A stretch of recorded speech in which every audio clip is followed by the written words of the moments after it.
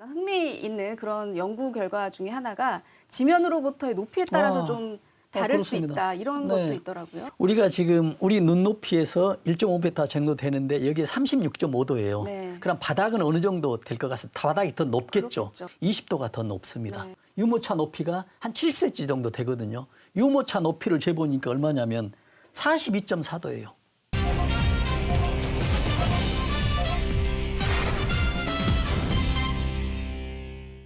네, 실시간 재난안전정보방송 재난안전 119 안전토크 시간입니다. 네, 가을에 접어들었다는 절기 입추는 이미 2주 전에 지났고요. 내일은 벌써 더위가 그쳐서 모기 잎도 비뚤어진다는 절기 처서입니다.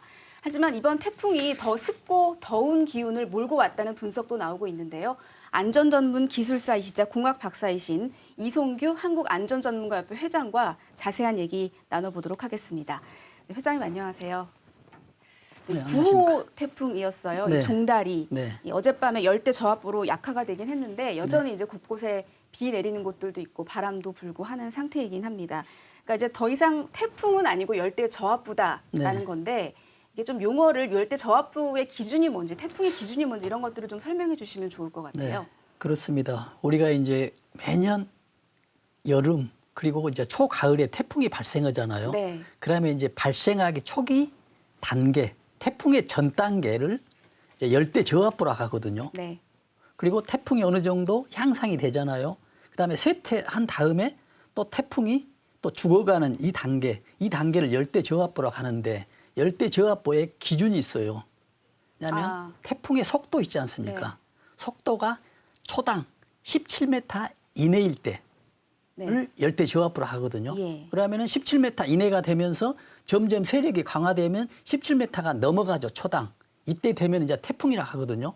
그러면서 또 마지막에 쇠퇴될 때 17m가 이내가 되면 열대 저압부로 하는데 지금 종다리 태풍이 쇠퇴 가고 있잖아요. 그렇죠. 그래서 초속 17m 이내가 되고 있다라고 네. 보면 되죠. 좀 있으면 이제 완전히 소멸된다. 네. 그런 상태 이제 열대 저압부거든요. 그렇습니다. 그러니까 태풍은 아니지만 열대 저압부로서의 비바람을 뿌리고 있는 상태인 것 같은데 이번 태풍 종다리였어요. 이제 우리가 종달새라고 부르는 종다리 이게 북한에서 낸 용어라고 하더라고요. 이름이었다고 하더라고요. 네. 그러니까 보통 우리가 이 태풍의 이름을 짓잖아요. 네네. 이게 아무래도 뭐 같은 지역에 여러 개 태풍이 있을 수도 있고 또 한 태풍이 여러 나라를 거치면서 영향을 미칠 수 있어서 이런 식으로 이름을 여러 나라에서 짓는 건가요? 그렇습니다. 지금 우리가 이제 태풍이라 하면은 태평양의 서쪽, 그래서 북서태평양에서 발생하는 이런 회오리 바람이거든요. 네. 여기에 이제 걸쳐 있는 국가들이 14개국 정도 되거든요. 14개 나라. 네. 그러면 14개 나라에서 이름을 10개씩을 정해 놨습니다. 네. 그럼 한 140개 정도 되겠네요. 그래서 140개가 순환이 되는 것이죠. 네. 몇 년 만에 한 번씩. 그러나 이번에는 지금 북한에서 낸 그 이름이 종다리거든요. 그래서 이 종다리가 지금 이 이름이 정해져 있는 것입니다. 네. 얼마 전에 그 태풍 이름이 개미였던 것은 그렇죠. 이제 우리가 제출한 네. 이름이었던 것 같고요. 그렇습니다. 그래서 그 나라 순서도 정해져 있습니다. 아. 우리나라 다음에 북한 다음에 뭐 필리핀, 뭐 대만, 뭐 중국 이런 식으로 이제 순회적으로 이제 돌아가는 140개가 계속 이렇게 돌아가는 것이죠. 그래서 그렇군요. 이름이 몇 년간은 중복될 수도 있는 그런 네. 상황입니다. 네, 그런데 이제 뭐 태풍 매미가 이제 네. 우리나라에서 네. 낸 이름인데 그렇게 네. 좀 큰 역할을 했던 큰 피해를 남겼던 이름 또 제외한다고 하는 얘기도 제가 들었는데. 그렇습니다. 왜냐하면 이제 너무 커서 이제 이미지가 안 좋다. 왜냐하면 과거에 안 좋은 이름이 있기 때문에 이런 이름은 이제 제외하고 그래서 이제 이 기간도 뭐 5년, 뭐 10년 정해져 있거든요. 이제 새로운 이름을 또 다시 내는데 네. 이런 이름은 이제 제외하고 네. 내겠다. 이제 그런 내용이 되겠습니다. 그렇군요. 그럼 종다리는 몇 년 뒤에 다시 올 수도 있는 거예요? 단연 올 수도 있겠습니다. 예, 알겠습니다. 태풍의 피해가 물론 곳곳에서 일부 집계는 됐지만 아주 큰 피해는 다행히 없었습니다. 그래서 이제 처음부터 이제 세력이 아주 클 것 같지는 않다라는 네. 예상들이 있어서 이번 태풍을 오히려 약간 기대했던 분들도 계셨거든요. 좀 네. 더위를 식혀주지 않을까. 근데 네. 열대야가 어젯밤에도 있었고 계속 더운 것 같아요. 네, 네. 네. 그렇습니다. 지금 우리나라가 지금 그 관측 이래 열대야 기록 기수가 117년 만에 지금 최대라고 하거든요. 아, 그렇군요. 그래서 지금 오늘 기준입니다. 그러니까 예. 어제 저녁까지 포함한 거죠. 예. 이걸 지금 데이터상으로 보면 서울이 31일째입니다. 31일 제 연속 열대야. 우리가 열대야란 얘기는 이제 25도가 밤에 넘었다는 얘기거든요. 네. 그러면 밤 9시부터 그 다음 날 6시까지 최소 25도 이상이 됐다라는 얘기입니다. 온도 계상에. 근데 이게 연속적으로 서울이 31일째 밤의 온도가 25도 이상이었다라는 게 지금 31일째입니다. 네. 그다음에 제주도가 37일째고요. 부산이 26일째, 또 인천도 29일째. 이게 지금 총 117년 만에 최장 기록이라는 얘기죠. 근데 부산이 지금 어제 24.7도였어요. 네. 0.3도만 더 됐으면 열대야 27이 됐을 거였는데 어제는 조금 태풍 영향으로 온도가 낮아졌다라고 하는데 지금 태풍이 오늘 오전에 날씨는 좀 낮아지는데 지금 태풍이 소멸되고 있지 않습니까? 네. 소멸되고 있는 것과 동시에 전국이 또 오늘 밤도 열대야가 될 것이다라고 그렇게 예보를 하고 있습니다. 정말 심각한 상황인 것 같고 네. 저희가 이제 재난정보 안내 방송입니다만 이 폭염이 정말 재난 상황이라고 해도 과언이 아닐 만큼 심각한 상황인 것 같은데 특히 이제 지난 13일이었죠. 네. 그 폭염 경보가 내려졌던 정남 장성에서 네. 20대 아르바이트 하시던 분께서 에어컨 설치 작업하다가 열사병 증상으로 결국 숨진 안타까운 일이 있었습니다. 이게 나이가 젊다고 방심할 일이 아닌 것 같아요. 네네. 그렇습니다. 그래서 지금 이 상황을 보면은 저도 굉장히 안타까웠습니다. 그래서 우리가 이런 경우가 있거든요. 재난이나 큰 사고 있으면은 우리가 보통 이제 안전 불감증이라고 이렇게 이야기하거든요. 네. 근데 저는 거기다 하나 안전 무지라고 좀 이야기를 하고 싶거든요. 왜냐하면 우리가 안전 불감증은 알다시피 그거거든요. 다른 사람은 위험한데 나는 괜찮다라고 행동하는 게 이제 안전 불감증이에요. 네. 나는 위험도를 느끼지 못해요. 근데 이제 안전 무지는 뭐가 되냐면 내가 지금 하는 행동이 위험한지 위험하지 않는지를 모르고 있는 거예요. 예를 들어서 이런 경우가 있겠죠. 조그마한 3살짜리 아기가 길을 건너고 있어요. 위험한 길을. 근데 그 애는 위험도를 느끼지 못하고 길을 건너고 있지 않습니까? 이게 이제 안전무지인데 이번 같은 경우도 안전무지로 저는 본다는 얘기입니다. 네. 왜냐하면 주변에 있는 사람들이나 사업주들이나 왜냐하면 근데 어떤 개인의 문제라기보다는 이제 유가족들도 원청업자나 하청업체들을 상대로 이제 그 뭐 그렇죠. 고소고발도 준비한다는 보도도 나왔었는데 그렇습니다. 예. 지금 가장 아쉬운 부분이 그러거든요. 지금 시간상으로 이제 CCTV를 보면은 4시 40분경에 구토를 하면서 쓰러져 가고 있거든요. 네. 이건 분명히 지금 일사병이나 온열 질환 어떤 증상이에요. 네. 그런데 지금 언제 지금 신고를 하게 되냐면 5시 반경에 아유. 지금 40분 이후에 119에 신고를 하거든요. 네. 그러면 그 전에 어떤 긴급 조치를 했었더라면 지금 상황 같은 벌어지지 않았다라고 생각하고 또 5시 반경에 신고한 다음에 병원에 도착이 6시 3분경입니다. 네. 상당한 시간이 굉장히 많이 흐른 시체가 다음에 됐네요. 예. 네. 그래서 뭐 결국은 뭐 7시 넘어서 이제 사망 진단을 받았는데 이런 것들이 굉장히 아쉬워요. 그래서 제도상으로는 그렇게 돼 있거든요. 뭐 어느 정도 온도가 지나가면 후식도 해야 되고 네. 뭐 작업을 중지하고 뭐 이런 게 있는데 이런 것들이 법으로 정해지지 않고 지금 권고사항이거든요. 그래서 이런 부분들이 좀 아쉽긴 합니다. 네. 좀 어떤 일에 의해서 이런 안타까운 결과가 났는지 자세한 조사가 좀 필요한 네. 부분인 것 같고요. 이제 일사병, 열사병 얘기 계속해서 나옵니다. 이게 네. 사실 이름이 비슷해서 그렇지 증상부터 치명도까지 상당히 다른 얘기잖아요. 아, 그렇습니다. 네. 정말 좋은 내용인데 우리가 보통 보면 일사병, 열사병 뭐 혼동하고 뭐 햇빛에 의해 사는 것이 뭐 일사병이고 뭐 뜨거운 열에 의해서 열사병인 거 하는가라고 이렇게 오해할 수도 있는데 중요한 내용은 일사병하고 열사병은 완전히 차이가 있거든요. 네. 우리가 지금 열이 됐든 햇빛이 됐든 간에 어느 정도 이상이 되잖아요. 그러면 우리 몸에 증상이 나타나는데 이런 경우가 있거든요. 우리 몸이 지금 36.5도잖아요. 어느 정도 온도가 올라가면 땀을 이렇게 배출하거든요. 그렇죠. 땀이 나야 그렇죠. 체온이 내려갈 테니까요. 그렇죠. 이게 이제 자동차로 이야기하면 냉각 장치거든요. 네. 그런데 날씨가 계속 더우니까 체온이 계속 올라가니까 계속 땀을 배출하거든요. 네. 땀을 배출하면은 땀에서 일단 수분만 나오는 게 아니고 염분이나 영양분이 이제 계속 배출돼 버리니까 우리 신진대사가 이제 잘 안 돼서 그렇게 상태가 돼가고 있는 것이거든요. 네. 이 상태가 지금 일사병입니다. 온열 질환 아, 초기 증세거든요. 네네. 땀은 나는. 땀은 나는데 네. 또 의식도 어느 정도 있어요. 네. 그래서 어느 정도 휴식을 취하고 그늘에 가고 물을 섭취하면 괜찮아져요. 네. 쓰러져 있더라도 의식이 되니까. 근데 여기서 머뭇거려 버리면 그 다음부터는 신진대사가 땀 나오는 게 완전히 멈춰버리는 것이죠. 자동차가 냉각수가 스톱돼 버린다는 얘기죠. 그래 버리면은 이제 모든 게 의식이 돌아오지 않는 의식이 멈춰버리는 이런 상태가 되거든요. 네. 그렇다 보면 어떤 경우가 되냐면 이미 땀이 나오지도 않고 체온은 계속 올라가죠. 네. 외부 열에 의해서. 그럼 우리 몸이 변하기 시작하거든요. 변한다는 얘기는 돌아오지 않을 정도로 변해볼 수가 있어요. 그래서 가장 이제 우리 몸에 열에서 민감한 부위가 머리하고 가슴이거든요. 머리하고 가슴이 단백질이 많은 곳인데 이 단백질이 고열에 민감해요. 그래서 고열에 변해버리면 다시 돌아오지 않아요. 그래서 굉장히 위험한 상태죠. 열사병이. 열사병. 네. 이제 이건 열사병이 돼버리는 네. 것이거든요. 그래서 이때는 지금 우리가 할 수 있는 게 어떻게 하면은 되는지 뭐 얼음물이 있었다고 한다면 얼음물에 그냥 풍덩 넣어도 상관이 없습니다. 병원에 이 상태로 가잖아요. 바로 아무 이유도 없이 냉동실로 들어가게 됩니다. 그만큼 시급하거든요.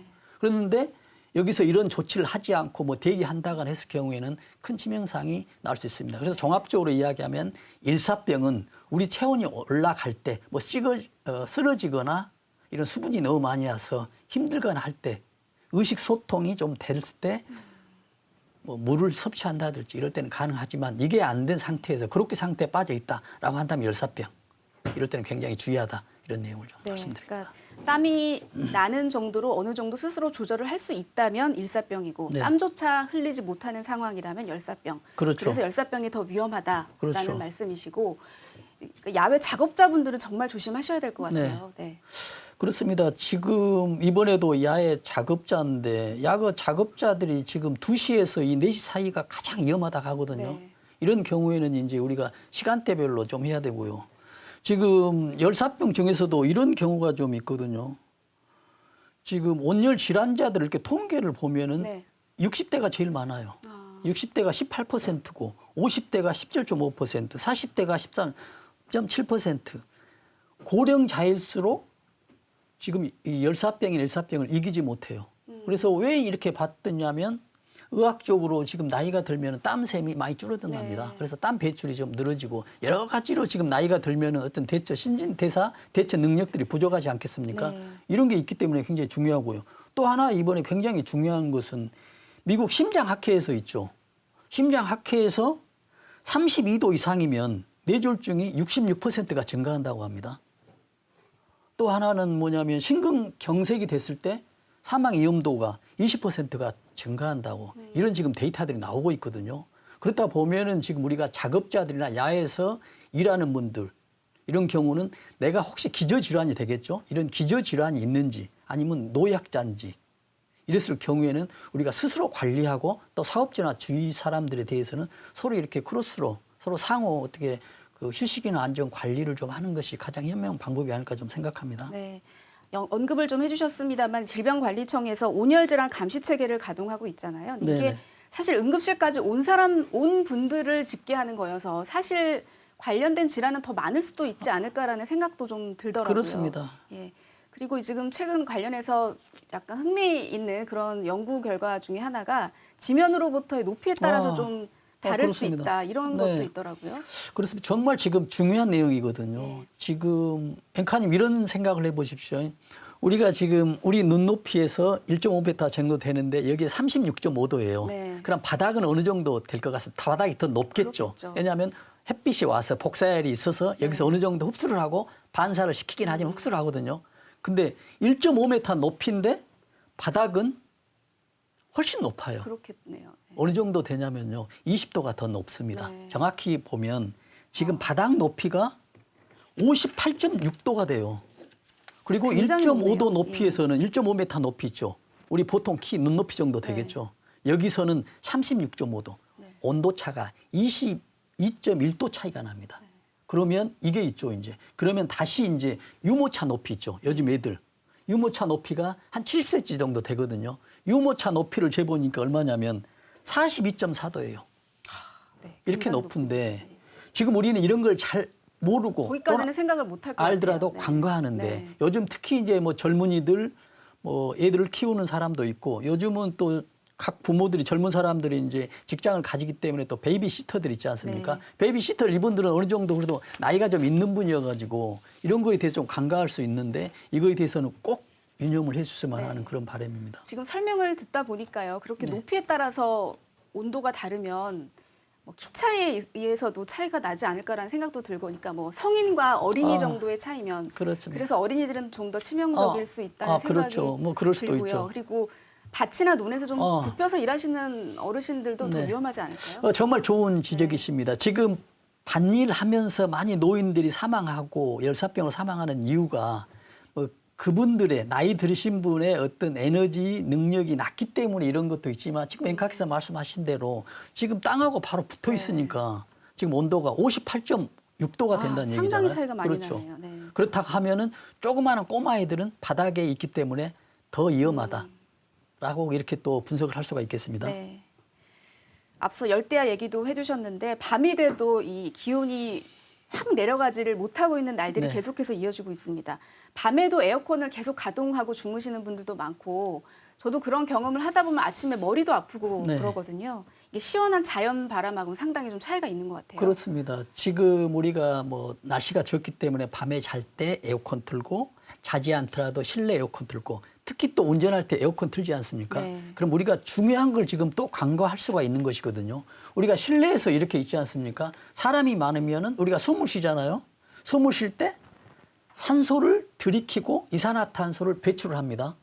그러면은 우리가 보면 이산화탄소는 우리 몸에 해롭지는 않아요. 네. 그러나 어느 정도 이상이 되면 우리 몸에 간접적으로 해롭게 되거든요. 무슨 얘기냐면 우리가 지금 이런 밀폐 공간이잖아요. 여러 사람이 얘기를 하고 있는데 이산화탄소 계속 들어가죠. 산소도 이산화탄소로 배출이 되고 산소는 들어가잖아요. 그럼 이산화탄소가 어느 정도 배출되면은 이산화탄소가 공기보다 무거워요. 그러다 보니까는 밑에 쌓이거든요. 네. 보이진 않지만. 쌓이면은 산소가 차지할 수 있는 공간을 이산화탄소가 차지해버리는 것이에요. 그러다 보면 어떻게 돼요? 코 밑에까지 오면 물이 차 있는 거나 다름이 없습니다. 그러네요. 왜냐하면 무게 차이가 다르기 때문에 산소와 이산화탄소가 잘 혼합이 안 돼요. 기름과 물이 차이가 나기 때문에. 그러다 보면은 산소가 부족하다라는 얘기를 우리가 필요해진다는 얘기거든요. 우리가 운전을 할 때 그 전날 잠을 많이 잤는데도 운전을 하게 되면 잠이 오잖아요. 맞아요. 예. 그 근본적인 원인이 산소 부족 때문에 그러거든요. 그러니까 환기를 해야 되는 건가요? 그렇습니다. 네. 그래서 지금 집에서도 마찬가지입니다. 지금 에어컨을 틀고 잠을 자게 되면은 외부 공기가 산소가 하나도 들어오지 않거든요. 그래서 굉장히 피로해집니다. 오히려 사실 아침이나. 문을 더 닫죠. 그렇죠. 에어컨 바람, 찬바람이 네네. 나가지 않도록. 예. 근데 건강성으로 따진다면 전기료는 좀 올라가겠지만 문을 열어놓는 것이 굉장히 효과적입니다. 그렇군요. 그래서 예를 들어서 이런 실험을 한 게 있어요. 승용차 기준입니다. 네. 4인 탑승 승용차 있죠. 이걸 타고 10분간 4명이 가서 얘기를 하고 가는데 이산화탄소 농도가 10분 후에 3000 rpm이 되고 있습니다. 지금 15분 뒤에는 4000 ppm이 되고 있거든요. 네. 이산화탄소 농도가. 그리고 산소 농도는 19.7로 떨어져 버려요. 떨어지겠죠. 예. 그래서 우리 보통 대기 중에 산소 농도가 20.8%, 그래서 21%라고 하는데 19.7로 떨어지고 이산화탄소는 3000 ppm, 4000 ppm로 올라가 버립니다. 그러다 보면은 산소 농도는 떨어져서 굉장히 힘들죠. 네. 이산화탄소는 더 올라가니까 산소, 그나마 적은 산소를 흡입하는 것도 굉장히 어려운 이런 상태가 되거든요. 그래서 어떤 지금 데이터가 있냐면 이산화탄소가 2000 ppm 이상이 되잖아요. 네. 그럼 그때부터 두통이 시작됩니다. 아, 두통의 원인이 그런 거군요. 그렇죠. 예. 그다음에 5000 ppm이 넘어가면 지금 뇌 손상이 된다는 지금 이 기록이 있습니다. 그래서 환경부에서 이런 기준을 발표하거든요. 우리가 교통 그 편 있죠. 버스나 전철. 여기에도 이산화탄소 기준이 있어요. 네. 평상시에는 2000 ppm을 넘지 않도록 설치를 해야 돼요. 그러나 혼잡 시에는 2500 ppm이 넘어가는데 우리가 4인 승용차를 타고 나면 지금 15분 뒤에 4000 ppm이 올라가는데 필요하지 않을 수 없다. 그래서 지금 이것도 어느 정도 어떤 그 운전할 때 꼭 주의해야 된다. 그런 말씀을 드립니다. 일단 실내에서는 전기요금이 조금 부담은 되겠지만 환기를 좀 해가면서 에어컨을 작동하는 게 좋다는 얘기를 네. 해주셨고, 운전할 때는 어떤 기준이 좀 있을까요? 그러니까 이제 그러면 운전할 때 가장 좋은 것은 이제 문을 열고 한 번씩 닫으면은 네. 이제 좋잖아요. 네. 그래서 그걸 좋은데 그렇지 않더라도 우리가 그 에어컨 틀면은 밖에 공기하고 외부 공기하고 순환하는 버튼이 있죠. 네. 이 버튼을 아. 잘 활용해야 되는데 네. 이걸 이제 우리가 권고사항으로는 15분 간격으로 한 번씩 이렇게 누르라 하거든요. 아. 그러나 이제 냉방 효과는 떨어지겠죠. 네. 근데 저는 가장 좋은 게 우리가 사람이 많을수록 유리창을 한번 내려놨다가 찬바람들이 좀 시원 바람이 들어오잖아요. 그러면 뭐 환기시키면은 뭐 1분도 안 걸리죠. 네. 이런 것들을 꼭 잊지 않고 하는 게 좋겠고요. 또 이런 경우가 있죠. 요즘에는 뭐 정전이 됐다거나 어떤 문제가 있어서 집에 잠자기가 어렵거나 아니면 에어컨이 뭐 고장 났거나 하면은 차에서 에어컨을 틀고 자는 경우가 있어요. 이런 경우는 정말 사망할 수 있으니 꼭 주의를 해야 된다는 그런 말씀을 드립니다. 네. 요즘에 전기차 화재가 화두잖아요. 근데 네. 사실 뭐 전기차만 여름철 화재와 관련해서 취약한 게 아니라 이 내연기관 차량 화재도 무시할 수 없을 것 같은데 가끔씩 이제 차량을 밖에 세워두면 바깥 차량의 그 겉부분을 손으로 만져도 약간 화상 입을 것 같은 그렇죠. 정도로 굉장히 온도가 오르는 경우가 있어요. 그렇습니다. 예. 그렇습니다. 지금 말씀하신 대로 지금 차 자체가 또 어떤 색깔이 있기 때문에 네. 또 야외에 했을 때는 어떤 햇빛을 굉장히 흡수 능력이 빨라요. 보통 밝은 색이 보통 아니지 않습니까? 그래서 이런 온도가 굉장히 올라가는데 이제 가장 중요한 것은 우리가 전기차 화재만 했는데 내 차가 전기차가 아니고 내연기관차, 휘발유나 경유나 LPG 이런 것들을 사용하는 자동차 하더라도 화재가 굉장히 위험합니다. 왜냐하면 엔진 자체에서 열이 발생되고 외부에 열까지 있으면은 그 차 안에 있는 온도는 엄청나게 올라가는데 특히 또 밀폐되어 있기 때문에 위험한데 가장 지금 중요한 거는 뭐냐면 우리가 차 내에 그 라이터 같은 거 있죠. 네. 이런 것들을 지금 놔뒀을 때는 지금 그 폭발할 수가 있거든요. 보면은 그 코로나 우리가 이제 이후에 손 소독제도 많이 드시는데 그것도 영향이 있을까요? 그렇죠. 거기에 네. 보면 휘발성이 있기 때문에 네, 알코올 성분 들어간 것도 많고요. 거기서 이제 또 인화성이 높기 때문에 네. 문제가 될 수 있다는 얘기죠. 그래서 이제 예방을 하려면 거기에 우리 화면에 나와 있던 대로 어떤 뭐 상태 점검을 좀 해야 되고요. 또 차량을 할 때는 뭐 2시간마다 뭐 10분씩 휴식하는 게 좋죠. 그래서 휴식을 자주 하는 게 뭐 좋겠습니다. 네. 만약에 이제 자동차에 어떤 문제가 떴다라고 경고등이나 어떻게 되면은 꼭 확인을 하고 점검을 받아야 되고요.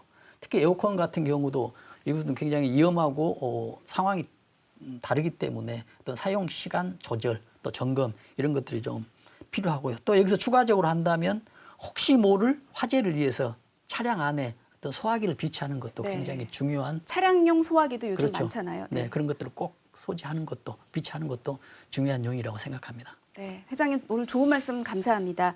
지금까지 이송규 한국안전전문가협회 회장이셨습니다.